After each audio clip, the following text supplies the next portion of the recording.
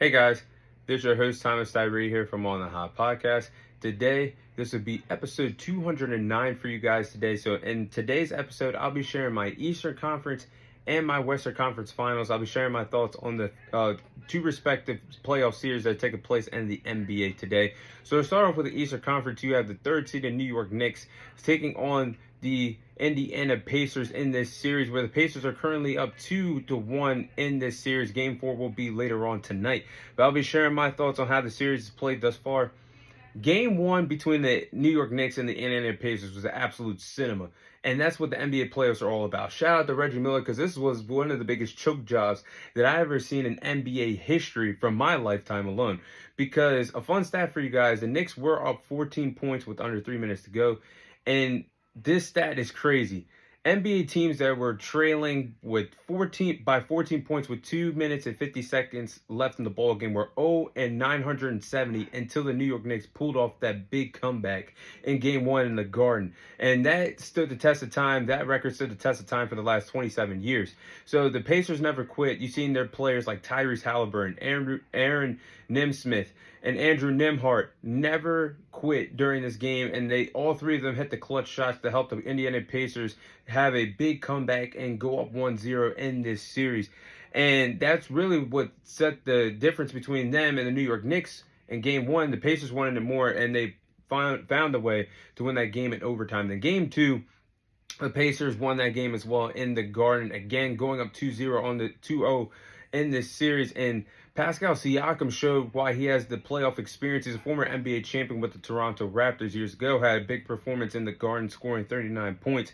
But then Game 3 the other night was so much fun to watch. I mean, the Knicks were down by 20 points, and Karl-Anthony Towns rallied back, had his own 20-point performance in the fourth quarter of that game alone. They had a huge resurgence of what Karl-Anthony Towns could do for this team, and that's why they brought him to New York. That's why they traded for him right before the NBA season began. But something that stood out to me for Game 3 is Tom Thibodeau had no choice but to lean on his rotation. Everybody knows the coaching with Tom Thibodeau. He loves to run a 5 to 7 man rotation. He'll die on that stance that he has with using his type of team, his type of players in the playoff atmosphere, only running 5 to 7 players on the court nightly. But Jalen Brunson, it was basically a good wake-up call for him to lean on his rotation, to lean on McBride and other players that are Mitchell, other players that are a part of this New York Knicks roster that he has to use for the playoffs. And yes, they're healthy. Yes, they're available. Why not use that against an Indiana Pacers team that is known for having depth and a lot of talent on their team that could get the tired legs out, and then you could use them for big-time moments in the fourth quarter.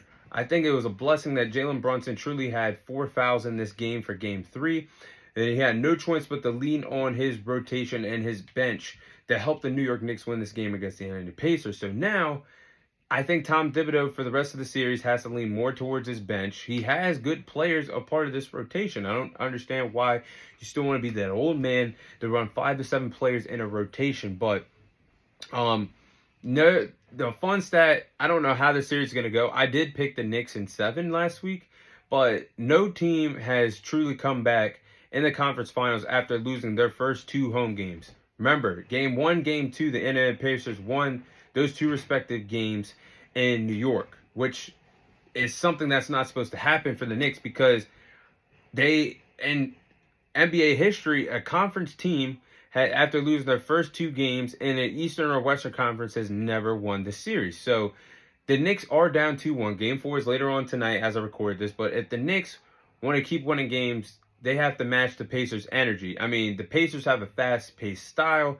The Pacers have shown more effort, more desire. They want it more clearly in this series. They just choked away a 20-point lead that they probably shouldn't have. But thanks to Karl-Anthony Towns, it swung in favor of the New York Knicks in Game 3 the other night. But the Pacers have just been better defensively as well, better transition team offensively, defensively, and they have less turnovers. That's what's killing the New York Knicks. If they want to come back down 2-1, the turnovers has been a big problem in the first 3 games for the New York Knicks.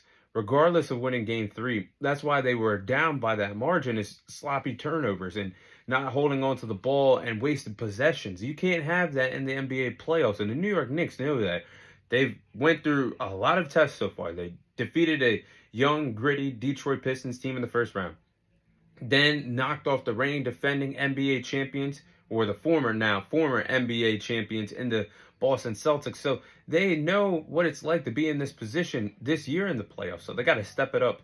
But if they don't, and game 4 and being in Indiana tonight, they're going to be the underdog. If they don't do that, then they're going to go home, because I don't see them overcoming a 3-1 deficit. So game 4 is a must win for the New York Knicks in this series. But then let's pivot over to the Western Conference Finals.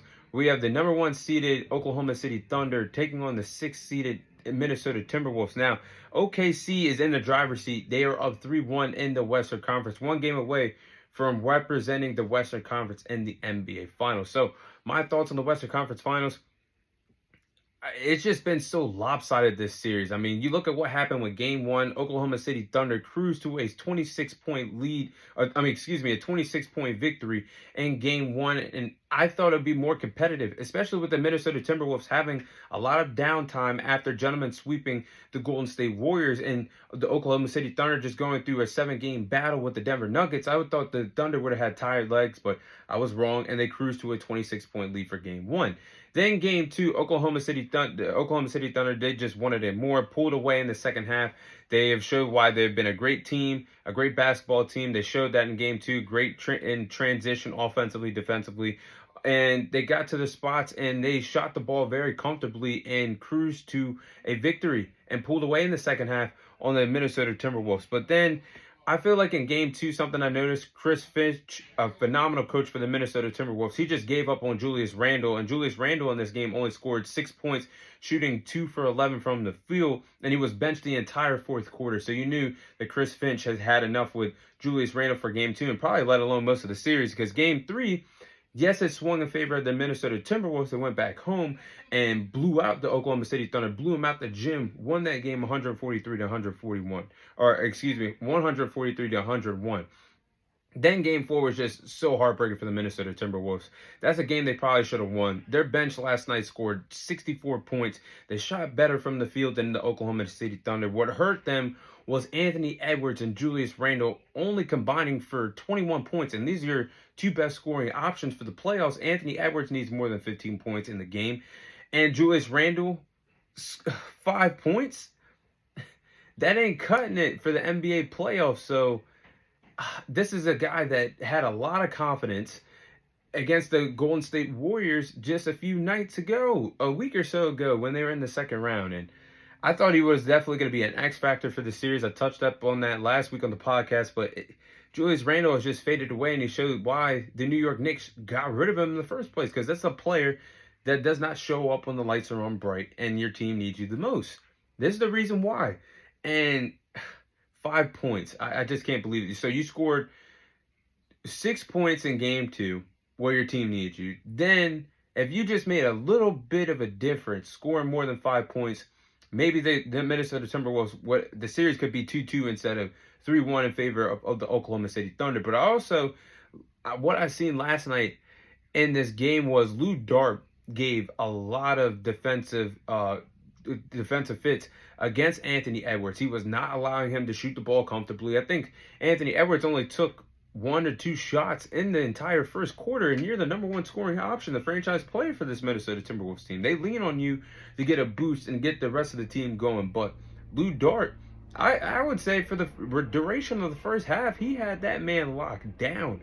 So he did a great job defensively on Anthony Edwards, a player that's already hard to contain, as he's one of the best scoring options in the league. So the trio of SGA, Jalen Williams, and Chet Holmgren scored a total of 95 points in this game. That's what you need. And this was actually Jalen Williams, who had a career high in playoff points last night. He was electrifying from the field, especially from the three-point range, was getting to his spots, shooting comfortably. And that's all they needed in a tightly contested game. The difference was Oklahoma City Thunder star players of SGA, Chet Holmgren, and Jalen Williams outshined the trio of Anthony Edwards, Rudy Gobert, and Julius Randle. That's what it came down to, because, yeah, you could depend on your bench all you want, and it's good that they put up 60-plus points, but when your stars are not available, when your stars are available and they're not producing offensively, this is the outcome you're going to get. You're going to get a heartbreaking loss in this type of atmosphere. But I will give credit where credit is due for the Oklahoma City Thunder. Despite them being a dominant team, cruising to the number one seed in the Western Conference and having the best defense in the league, they haven't really had to be in close contested fourth quarter ball games all year long. But they proved, and when the moment arises and everything's on the line, they can prove why they can be clutch in the fourth quarter or clutch in crunch time situations with the type of play that they are producing right now in the NBA playoffs. So I think, truthfully, this series is put to bed. It's only a matter of time. With Game 5 going back to Oklahoma City, it's only a matter of time before they close the door and get to the NBA Finals. And I think it's all over for the Minnesota Timberwolves. It's unfortunate because I did pick them to win this series, but I just don't see them coming back here down 3-1. I mean, you need your best scorer and Anthony Edwards to get going. And right now, it seems like, based on what I'm hearing in the press conferences, based on the defensive fits that the Oklahoma City Thunder have given him throughout this playoffs, it's just too much of an obstacle for the Timberwolves to overcome this 3-1 deficit. And Julius Randle, he has to be traded this NBA offseason, and he's not a great playoff player. This is the reason why the Knicks moved off of him and gave up Julius Randle, DiVincenzo, and a first-round pick to get Karl-Anthony Towns to New York, to get Jalen Brunson, another superstar option, as a scoring option. Julius Randle has never been that guy, and I feel so silly for believing that he could have been an X factor in this series, because I thought he would have carried over his momentum, what he was doing against the Golden State Warriors. He carried it over to this series, but it just feels like it's not enough. And if I'm the Minnesota Timberwolves, I would definitely use him as trade bait for the NBA offseason, because Anthony Edwards needs more help for scoring option. He needs a tag team partner. If you don't get your hands on a superstar like Kevin Durant or whoever's out there that's available for a trade, I think if you can get more assets, more shooters, and more scoring options around Anthony Edwards and trade away Julius Randle, it's for the better, because his play alone is one of the reasons why they are down 3-1. But those are my thoughts on the Eastern Conference and the Western Conference Finals taking place in the NBA playoffs today.